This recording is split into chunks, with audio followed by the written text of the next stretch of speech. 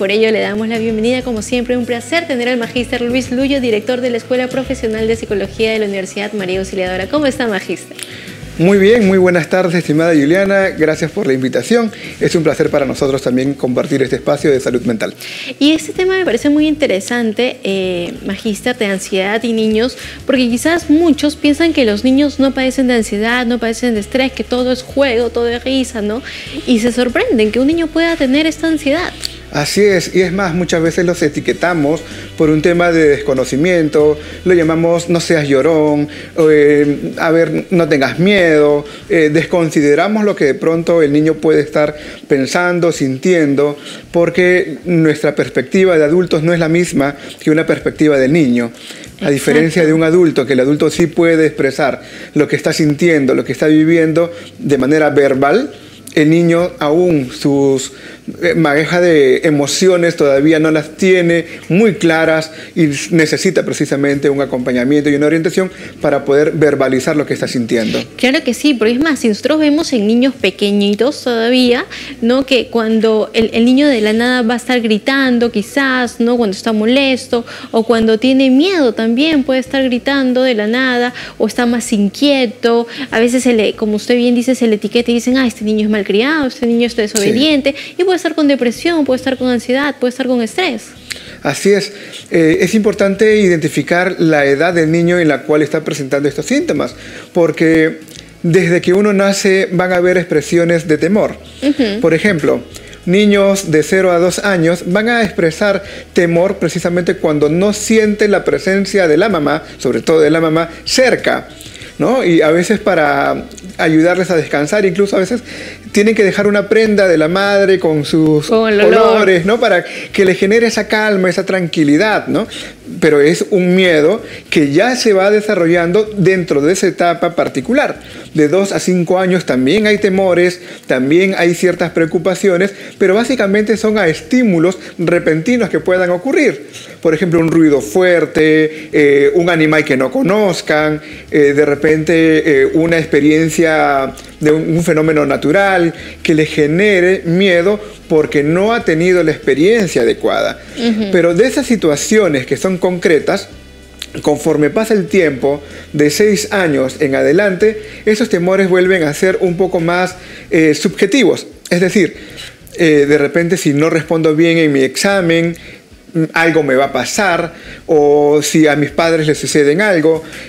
El nivel de ansiedad, de preocupación ha ido evolucionando de lo objetivo a lo subjetivo. Lo que quiero señalar es que a lo largo de la etapa del ser humano experimentamos distintas manifestaciones de ansiedad, de temor. Claro, y es natural poder reconocerlas. Y es importante eso para que los padres también sepan cómo manejarlo, ¿no? Hay niños de que, y mamás, sí he escuchado un montón de casos de que las mamás dicen, la peor hora es la de hacer las tareas, que el niño se siente y de frente se pone a llorar, no quiere hacer, no quiere estudiar, o que le duele la mano, le duele el otro, que no puede, y simplemente se frustra y llora, llora, llora, llora. Y es una tortura para la mamá y para el niño. Sí, y lamentablemente tiene que ver con el momento de hacer las tareas, el momento de asumir algún tipo de responsabilidad. Y en realidad, así como esta situación que se da en el círculo familiar al momento de hacer la tarea, hay otras situaciones que también tienen el mismo impacto porque son conductas aprendidas. Muchas veces es la misma preocupación de los padres o de las personas, los familiares que están acompañando, que expresan ese temor, ese malestar, esa frustración ante una tarea, ante una responsabilidad.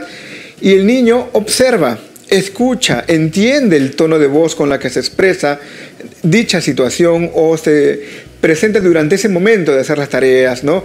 Ya, vamos a hacer las tareas, pero con un tono en la que no motiva, sino más bien genera temor, como que si fuera algo, aquí algo malo me va a pasar. Entonces, esa expresión con un tono de voz inadecuado que se presenta para cualquier otra situación. Por ejemplo, voy a visitar a un familiar y dice, ya, ahora sí, vamos a visitar a tal familia, ¿no? A tal persona. Con una actitud en la que de repente el niño no estaba preparado para interpretarlo como una situación de ansiedad, pero lo va adquiriendo y lo va aprendiendo cuando ve a los padres que muestran esos síntomas de pronto de preocupación o de estrés. Y lo comienzan a transmitir al niño. Entonces, si el niño ve ya de que relaciona, llegó la tarea, mi mamá me va a empezar a gritar, me va a empezar a preguntar y se va a molestar, entonces de frente, por default, ya empieza a llorar cuando nomás le dicen la tarea, lo asocia. Sí, sí, sí. Y es importante la palabra que mencionas, es una asociación que se va a repetir y se va a generalizar a otros escenarios. Al momento en la que de pronto ya no necesita que la mamá esté presente, sino en ausencia de la mamá va a repetir la misma situación, o cuando llegue al colegio y la mamá no está ahí, pero la experiencia es la misma, la sensación es la misma, los pensamientos que se generaron cuando de pronto lo asociaba al miedo, al castigo por no haber cumplido con una tarea, ya lo traslada a otros escenarios, y es ahí donde viene precisamente estas experiencias de ansiedad. Y aquí quisiera en todo caso precisar, ya que lo estamos mencionando, la ansiedad se da ante situaciones que están ocurriendo o han ido ocurriendo y se pueden repetir. Es decir, son situaciones reales. Pero muchas veces la confundimos con la angustia. La angustia es la preocupación por aquellas situaciones que no ocurren, ¿no? O nunca han ocurrido, pero pienso que podrían ocurrir. Nos ponemos en el peor escenario, ¿no? O sea, simplemente nos estamos adelantando a algo que ni ha sucedido, pero ya nos ponemos en el peor escenario y ya uno está con esa ansiedad, con ese miedo, esa preocupación, ¿no?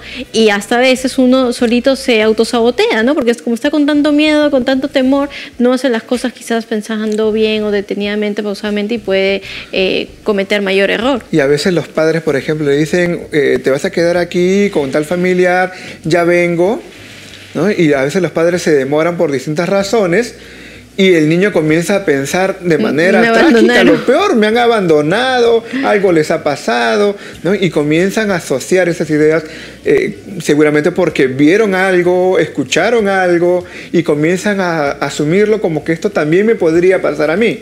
Entonces hay que explicar muy bien, ¿no? Y a veces, y esto me ha hecho acordar que a veces cuando uno tiene hermanos mayores, el hermano mayor siempre te dicen como que te van a dejar, no te van a abandonar. Tú no eres mi hermano. Tú no eres mi hermano, eres adoptado, ¿no?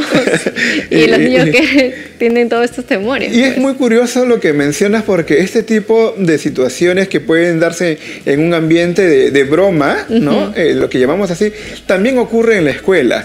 A veces los mismos compañeritos hacen bromas un poco complicadas, ¿no? Sobre de pronto aspectos socioeconómicos, socioculturales, de dónde vienes, y no sabe que está impactando en las emociones del niño, en la percepción del niño, donde ya deja de ser una broma y se convierte en una agresión, y que el niño no la va a expresar públicamente o abiertamente por cierto temor, vergüenzas.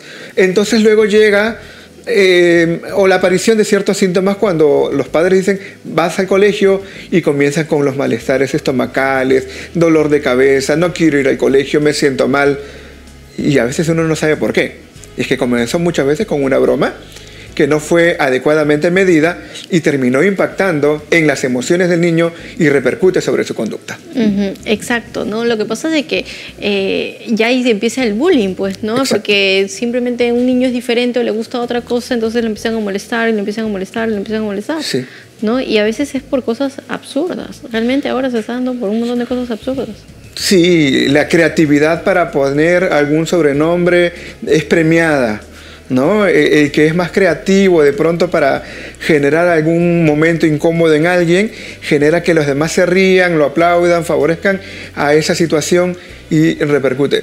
Y de hecho hay estudios en las que aquellas personas que son observadores, no son los agresores directos en una situación de bullying, sino los observadores también tienen una gran carga de ansiedad, porque se dan cuenta de que lo que están haciendo no es lo correcto. Y se genera en lo que en psicología se le denomina una disonancia cognitiva. Estoy haciendo algo que va en contra de lo que yo pienso que no debería hacerse en todo caso, ¿no? Entonces hay un conflicto que luego es aligerado porque dicen, pero los demás también se ríen y no pasa nada. Entonces disminuye de manera inconsciente ese nivel de ansiedad frente a un caso de bullying. Y es ahí donde tenemos que tener mucho cuidado, y dentro de las estrategias, por ejemplo, para hacer la intervención de bullying, es lograr no solamente la empatía, sino también el reconocimiento de mis propias emociones cuando yo soy un observador de un caso de violencia.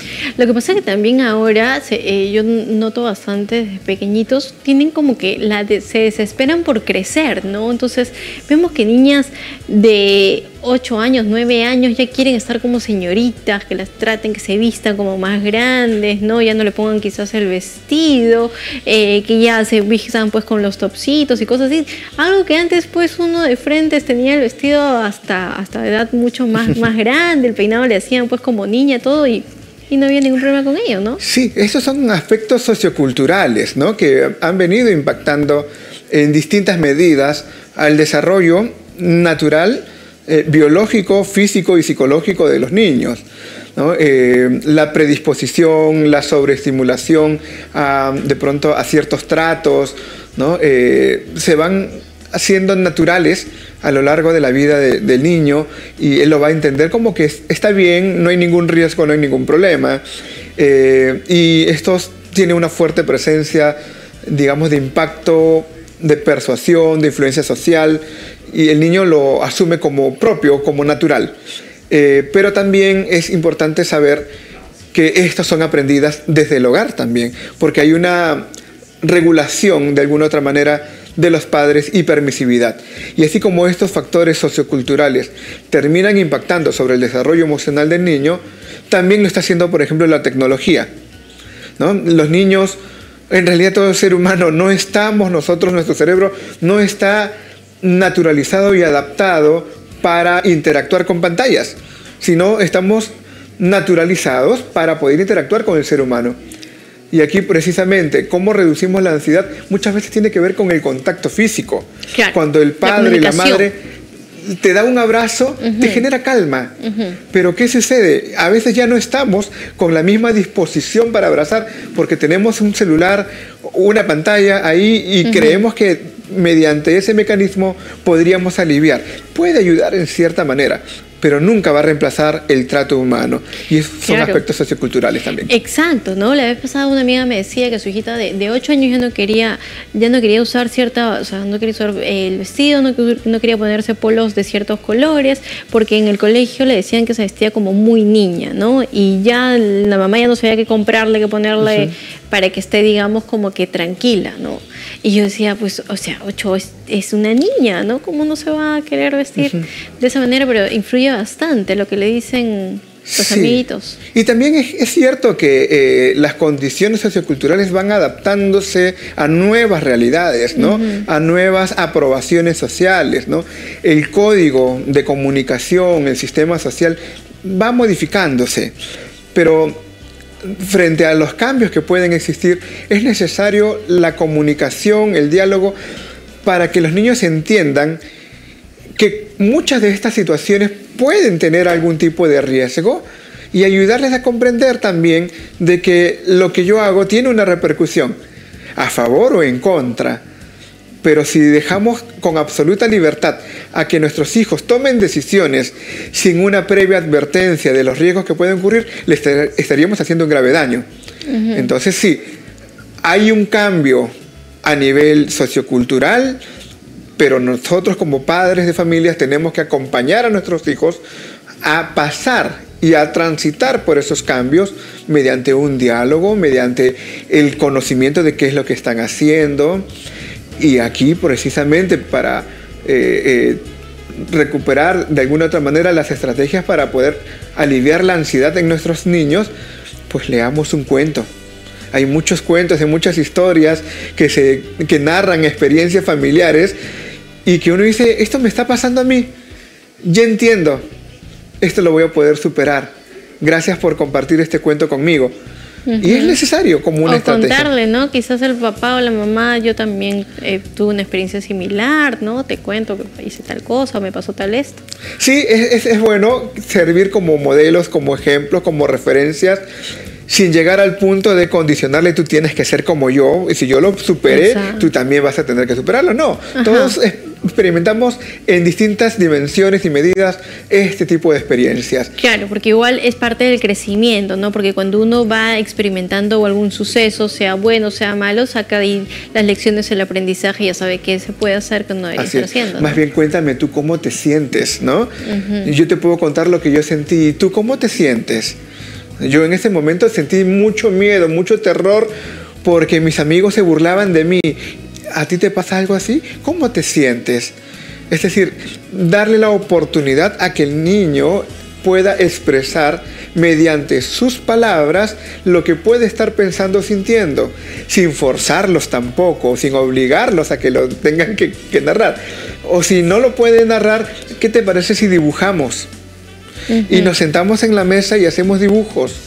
¿O qué te parece si jugamos y agarramos los muñequitos, ¿no? y asumimos ciertos roles en los muñequitos que hablen sobre las emociones y de alguna otra manera ya me va a ir compartiendo lo que está sintiendo? Y esto incluso es terapéutico. Claro. Ayuda a generar un clima de confianza, de tranquilidad, de calma y a superar también ello.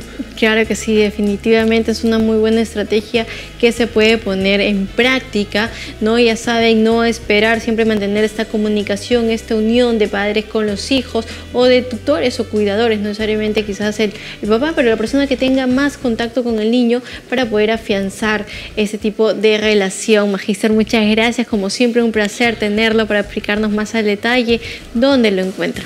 Muchas gracias. Quiero terminar señalando de que estos temas de la ansiedad, depresión en los niños, es indispensable una evaluación profesional. Y precisamente en la Universidad María Auxiliadora nos preparamos para hacer una buena evaluación, un buen diagnóstico, una buena intervención psicológica en casos como las que hemos compartido el día de hoy. Nos puede encontrar en las redes sociales como Universidad María Auxiliadora. Estamos nosotros dispuestos a conversar directamente contigo y conocer las dudas que tengas sobre cómo ingresar a la Universidad María Auxiliadora. Síguenos en nuestras redes sociales.